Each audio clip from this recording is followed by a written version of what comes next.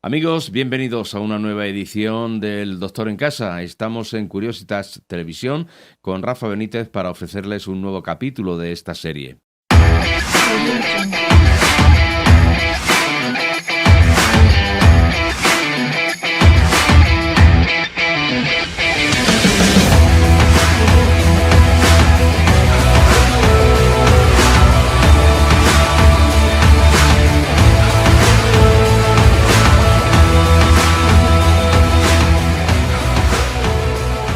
Aprovechamos para dar la bienvenida a Rafa. Buenos días, buenas tardes, buenas noches. Buenos días. Buenas tardes. Dependiendo en el momento en que nos escuchen, así procede el saludo. Bueno, estamos con el Doctor en Casa. Estábamos con la serie de consejos de cara a este verano. Por un lado, reducir algo de kilos si es posible, pero sobre todo mantener una alimentación saludable. Sí, bueno, de eso se trataba, ¿no? De mantener una cierta lógica y comer con un cierto criterio, ¿no? He dicho relación, quería decir alimentación. Alimentación. Bueno, pero se entiende, ¿no? Que haya una relación entre lo que es la coherencia de cómo comer y no caer en tentaciones de cosas que nos engañan al cerebro. Uh-huh. Y lo que hacen es que, por ejemplo, un helado que está muy fresco, que está muy frío y apetece mucho, no olvidemos de que lleva una gran cantidad de azúcar. Todos los helados. Entonces, hay que tener... Bueno, están los que dicen sin azúcar, que me imagino que llevarán edulcorante. Llevan edulcorante, pero no olvidemos que muchos están hechos de leche. Y la leche ya... Aparte que no se digiere en el ser humano a partir de los 7 años, lo único que nos va a causar son un problema. Y para la musculación y todo eso, el helado es bastante nocivo. Eso no quiere decir que no se consuman helados, porque yo soy el primero que me encanta el helado. Es una cosa que me apasiona. Pero trato de comerlo con cierta moderación y de vez en cuando. O sea, tampoco no es una cosa... Eso pasa como la comida chatarra, ¿no? No podemos ir de hamburguesas todos los días porque nos podríamos malos, ¿no? Pues el helado exactamente igual. Pero bueno, ya cerrando el ciclo de lo que era el tema de las dietas, para no... digamos, incluir demasiado. Ya habíamos hablado de los hidratos de carbono, de las proteínas, de los vegetales, en fin, todo eso ya se había estado hablando. Y también habíamos hablado del vinagre, cómo tomarlo, que sustituye la metformina de forma manera que se pueda adelgazar. También para combatir la diabetes, pues el picolinato de cromo, el vinagre y mucha actividad física. Es una forma real de reducir y controlar mucho la diabetes. Hacer una hora diaria de caminata rápida, aeróbico, ejercicio aeróbico, hace que se queme muy rápidamente el azúcar y de esa manera podamos metabolizar bien, pues reducir el problema de la diabetes, ¿no?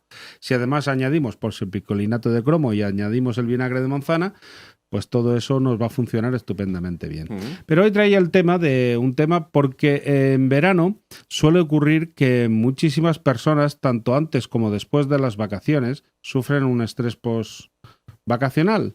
Y antes también les ocurre mucho la ansiedad, se ponen nerviosos, están deseando que llegue el fin de semana para poder salir, y eso puede alterar nuestras funciones fisiológicas y a veces crear problemas pues de ansiedad, de depresión, incluso, ¿no? Personas que a lo mejor, sobre todo estoy pensando más en personas mayores que se van a ver solas durante un tiempo mientras la familia veranea, ¿no? Y que hay veces que sí, que vienen de la ciudad al pueblo, pero difícilmente del pueblo van a la ciudad, a no ser que vayan a la playa, en fin, pero muchas personas se quedan solas en sus casas. Y cogen pues esa tristeza, esa apatía veraniega, que además en las horas de luz son muy largas, la noche es corta, con lo cual el calor y todo eso produce un insomnio casi crónico. Y entonces vamos a hablar de cómo afectan las emociones a nuestra salud. De forma manera que nosotros... podemos llegar a enfermar. De hecho, está científicamente, empíricamente demostrado que una emoción negativa conduce a una enfermedad. ¿Por qué nos enferman a nosotros las emociones? Bueno, porque es la mente la que realmente gobierna el cuerpo y lo que hace es que cuando entra en apatía, entra en un estado de letargo, en un estado de depresión, muchas funciones corporales, fisiológicas, no funcionan correctamente. Más que nada porque faltan hormonas, como por ejemplo la dopamina o incluso la serotonina, que ayudan a que muchas funciones del cuerpo se realicen correctamente, ¿no? Bueno, pues para eso nosotros en la medicina natural se practica con flores de Bach. Las flores de Bach las descubrió más que inventarlas, porque en la naturaleza está todo inventado. Falta descubrirlo. Entonces, Edward Bach, que era un inglés, pues allá por el 1929, 1930, se dio cuenta de que algunos elixires de plantas, porque entonces no existía ni la penicilina, ni existían muchísimos medicamentos sintéticos o químicos, que aunque fueran extraídos de plantas, hoy día, o sea, no existían en aquella época. Es decir, el médico de turno tenía que ir a las plantas de su entorno para poder crear un remedio y decirle al farmacéutico, al boticario en aquella época, que por eso existe la figura del boticario, porque era el que realizaba y sabía exactamente, era conocedor de todas las plantas. Y el médico lo que recetaba era una dolencia. O sea, no era como hoy, que tómate una metformina, por decir algo, una ácido acetilsalicílico, por no decir la marca. Pues no se hacía así. Lo que se recetaba era la dolencia. Y la figura del boticario era muy importante porque él sabía qué tipo de combinación de plantas iban bien para esa dolencia. Imaginemos que una persona se presentaba con una gastritis, es decir, dolor de barriga, típico.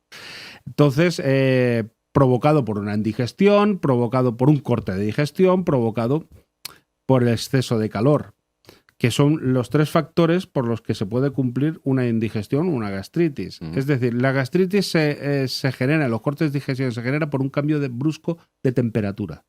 Por ejemplo, cuando decían antes las mamás, acabas de comer, no te tienes que bañar en 2 horas. No, claro, ¿pero por qué? Porque había mucha gente que acababa de comer, la sangre afluía al sistema digestivo y lo que hacían era estar muy calientes fuera del agua y acudir corriendo y tirarse al agua. ¿Por qué? Porque cuando estamos haciendo la digestión, de alguna manera segregamos más calor y podemos tener más calor porque estamos quemando energía.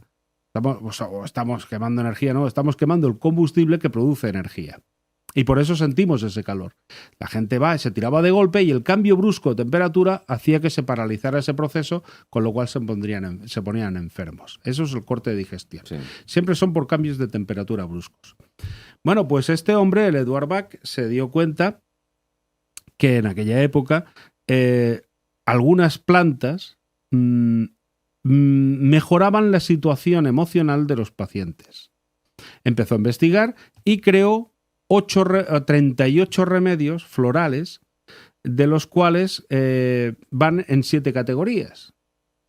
Esas categorías pues tratan el miedo, la inseguridad, la incertidumbre, la ansiedad, la obsesión, ¿qué más? No sé si he dicho el miedo, en fin, una serie de cosas que son más emocionales que físicas. Justo, y que además tienen esa alteración, ¿no? Entonces, combinando ciertas plantas y dando unas dosis, lo que hacía él era meterlas en tarros con agua mineral pura, y cuando me refiero a agua mineral pura es de manantial auténtico y garantizado de que es manantial. En aquella época supongo que en Inglaterra, en Gales, donde él estaba, pues había muchos. El caso es que lo metía en unos jarros grandes, los tapaba y los maceraba al sol. De forma manera que la planta tomaba la energía del sol y soltaba el elixir dentro de ese agua.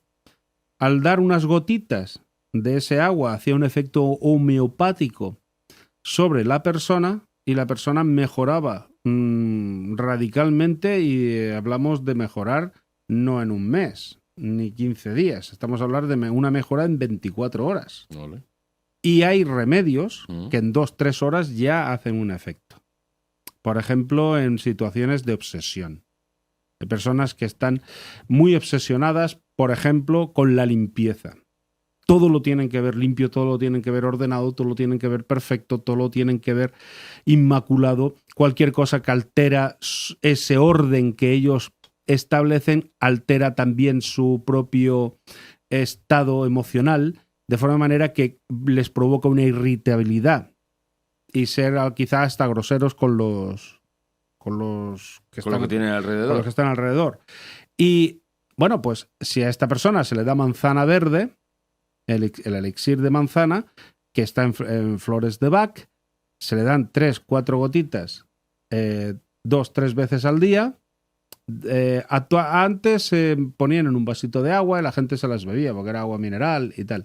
Pero hoy día las flores de Bach hay unas que llevan alcohol, tipo whisky o un alcohol, para mantener la esencia floral, y otras que están hechas con agua mineral.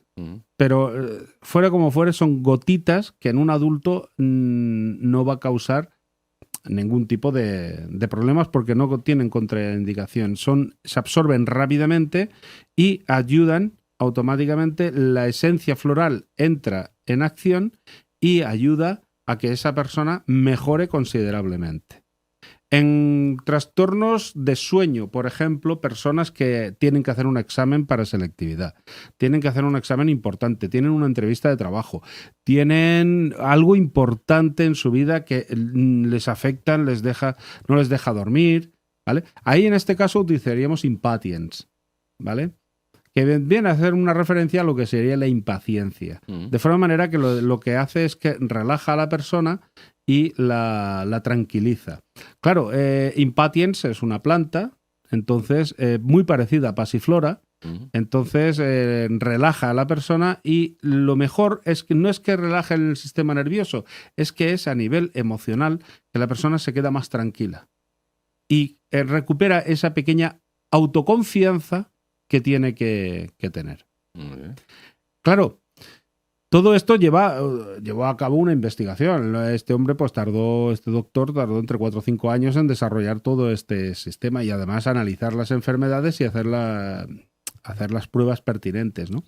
Sin embargo, hoy día se están utilizando muy bien, pese a que la farmacia, y lo he dicho bien, farmacia. Te iba a decir eso. Sí, bueno, no me he equivocado, he dicho farmacia. Mucha conciencia. Sí, la farmacia insiste en que las medicinas alternativas no valen para nada y que no curan ni hacen nada. Bueno, yo digo siempre lo mismo, este programa no es para sustituir al médico. Este programa es para aconsejar, asesorar y dar una alternativa a personas que necesitan unos tratamientos que quizá no les funcionan por otro lado y les puede funcionar. Y aquí cada uno que tome la información como mejor le convenga, ¿no? Pero evidentemente no se sustituye al médico. Y además siempre tengo dicho que cada vez que se emplea un tratamiento natural, el médico que está tratando esa enfermedad tiene que estar informado. Porque eso es lo más importante. Porque si no, el médico se vuelve loco. Claro, si tú le das, por ejemplo, un tratamiento homeopático. El tratamiento homeopático fue, para quien no lo sabe, Hipócrates sacó 2 leyes, 2, digamos, mandamientos. Sacó la ley de los contrarios y la ley de los semejantes. Claro, la medicina occidental se ha aplicado a la ley de los contrarios. ¿Qué consiste en qué? Pues dar lo contrario de lo que tú tienes. Si tienes fiebre hay que quitarla. Si tienes inflamación hay que bajarla. Si tienes dolor de cabeza hay que eliminarlo, ¿vale? Y la ley de los semejantes es lo que Hahnemann, el alemán, allá por el 1700, descubrió que dando dosis muy pequeñitas de aquello que te produce esa enfermedad, el cuerpo sana. Claro, es una disolución hasta casi insignificante, que quedan moléculas de esa esencia. Claro, yo he visto algún documental y tal donde dicen que que la homeopatía viene a ser como echar una gota de cloro en una piscina olímpica. Y eso ya sanaría la piscina olímpica. Bueno, eso es una desinformación brutal, porque es no conocer para nada la homeopatía, ni cómo funciona, ni muchísimo menos. La sabiduría popular ya aplicaban tratamientos homeopáticos sin ni siquiera saber qué eran tratamientos homeopáticos. Ahí incluso hay un dicho, antes que pique el tábano hay que poner a aplicar el barro. ¿Y es por qué? Porque si te pica un tábano, una abeja o una avispa o lo que sea, y tú no eres, que no te produzca un shock anafiláctico porque eres alérgico, aplicando barro, sí, eliminabas automáticamente el veneno apis que mete la abeja. Sin embargo, si pica una abeja a un niño, lo que sea, y le damos el apis, que es justamente el remedio para combatir ese veneno, de alguna manera lo que hace es que contrarresta. Y entonces la persona es sana. Y no le afecta el veneno que le ha introducido. Y eso sería por la ley de los semejantes. Eso es por la ley de los semejantes que desarrolló Hipócrates. Pero es que la ley de los semejantes es a veces incluso tan o más eficaz que la ley de los contrarios. Porque, por ejemplo, la fiebre es una defensa del cuerpo. ¿Vale? Y sin embargo, hay que bajar la fiebre como sea. ¿Vale? Vamos a ver, hay una fiebre que es peligrosa, lógicamente, 39, 40, 41 grados ya es peligrosa y hay que enfriar a la persona para que baje esa fiebre, eso está claro, ¿vale? Pero sí que si el médico que trata sabe, por ejemplo, qué es lo que ha producido esa fiebre, a qué hora se ha producido, porque para eso se hace un estudio y un tratamiento que se llama terreno del paciente, al que se le pregunta a qué hora le pasan las cosas. Por ejemplo, una persona que en la calle está perfectamente y cuando llega a su casa empieza a estornudar. ¿Vale? Rápidamente se va a atribuir a una alergia, pues a lo mejor que hay animales domésticos, a cualquier otra cosa, ¿vale? Pero, sin embargo, si analizamos qué es lo que le puede pasar, pues a lo mejor dentro de su subconsciente está un enclaustramiento. Está encerrado, siente sensación o percibe una sensación de claustro, está agobiado y la forma del cuerpo, la forma que tiene el cuerpo de manifestarse para huir de esa zona es a través de los estornudos. Pasa como cuando viene un golpe de tos. Tú te enfadas con una persona y te da un golpe de tos. El cuerpo no entiende, el subconsciente no entiende que estás enfadado con esa persona, pero eres civilizado y lo que te hace es darte un golpe de tos que significa el ladrido. Es el gruñido, el ladrido animal, la lucha. Es el cerebro reptiliano el que va a entrar en acción y cuando te entra el golpe de tos es porque te entra, te defiendes ladrando, o enseñando los dientes. Por eso cuando uno está enfadado, lo primero que hace es apretar los dientes. ¿Por qué? Porque es el instinto animal de enseñar los dientes al adversario, como hacen todos los animales. ¿Qué es el cerebro reptiliano? Bueno, el cerebro reptiliano es la parte que tenemos en el cerebro que nos da aquello lo más primitivo, que es la supervivencia. Dándonos la supervivencia y da tres cosas: el miedo, la supervivencia y la reproducción. También se carga de otros factores como es lo que es la digestión, el que sepamos caminar, en fin, que hacemos de cosas automáticas sin necesidad de estar pensando. O sea, nadie piensa cuando come en cómo va a hacer la digestión. Eso ya lo sabe hacer el cuerpo, no tiene ningún problema. Ni nadie piensa que respira. Ni nadie piensa que respira, ni si tiene que andar nadie piensa que anda. O sea, son cosas que se hacen de forma automática. Y una de las cosas que hace el cerebro reptiliano, que es la parte, digamos, más primitiva, es la parte que se encarga de, como he dicho, de la supervivencia.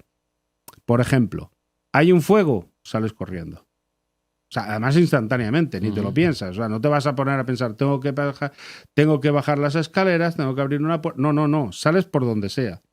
¿Por qué? Porque el cerebro anula la parte, el córtex frontal, que es el raciocinio, lo anula completamente y solo piensa en salir, como sea. Por eso hay personas que cuando hay un incendio se tiran hasta por las ventanas, sin preocuparse si se van a matar o se van a romper las piernas o van a quedar inválidas. Simplemente porque el pánico que les rodea es tan fuerte que ellos tienden a huir. Cuando hay un incendio en el bosque, los animales salen corriendo, sin mirar si se hacen daño o no se hacen daño y se atropellan a otro.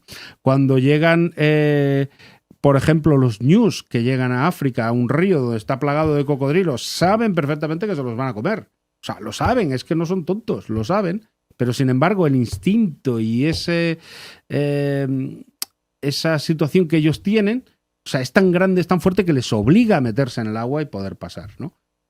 Una persona en su sano juicio, pues llegaría al río y diría, pues yo no paso. Claro. Pero claro, si tienes los cocodrilos o detrás tienes unos leones o detrás tienes bichos que te van a comer, pues empiezas a barajar la posibilidad de que quizás si corro mucho me salvo.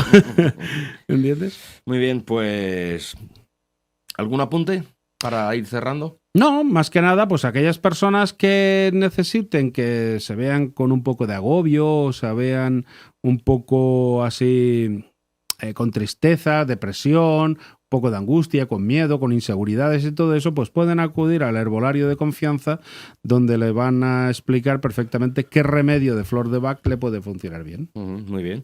Perfectamente. Pues muchas gracias, Rafa. Nos vemos en la próxima entrega. Un placer. Y hasta aquí esta entrega del Doctor en Casa para Curiositas Televisión. Nos encontramos en un par de semanas. Sean felices.